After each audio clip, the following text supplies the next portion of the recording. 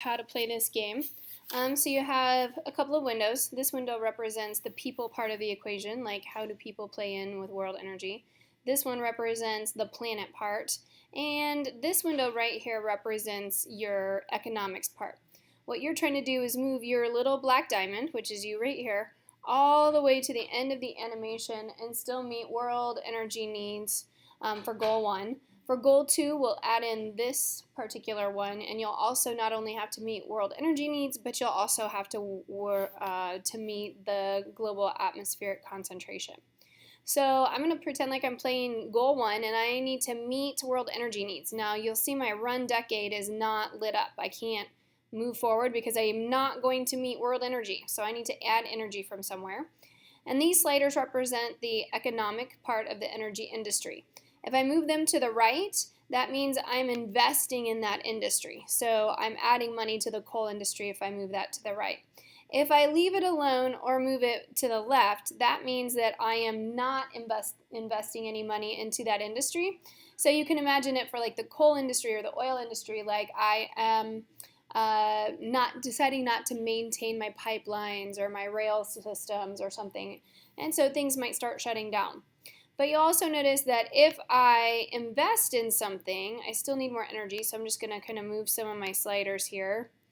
I still need 71 more, so I'm going to do that. So now I'm met demand. So that means that I can apply those changes. And notice my solar one down here.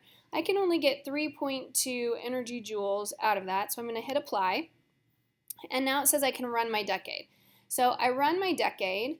And notice how now 3.2 for solar is way down here. So what I've done is I've invested in that solar industry and I can make it go up. What you may have noticed is that biofuel here, its maximum is 500.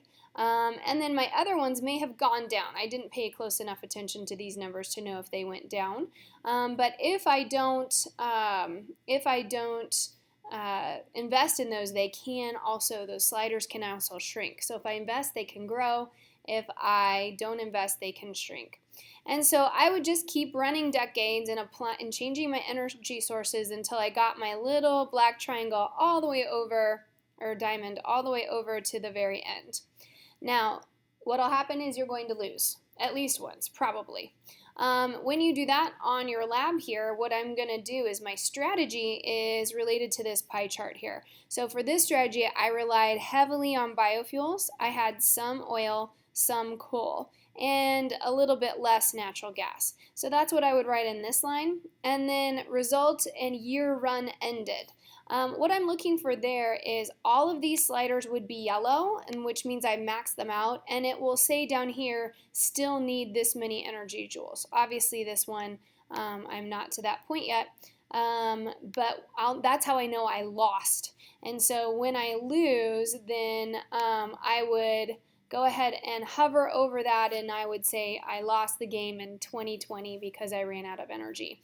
Or once you get to goal 2, it may be that you lose when you cross this orange line, and you would say I lost in 2050 because my carbon dioxide hit 541 parts per million. So have fun playing, Warriors. I hope you can solve the world's energy problems.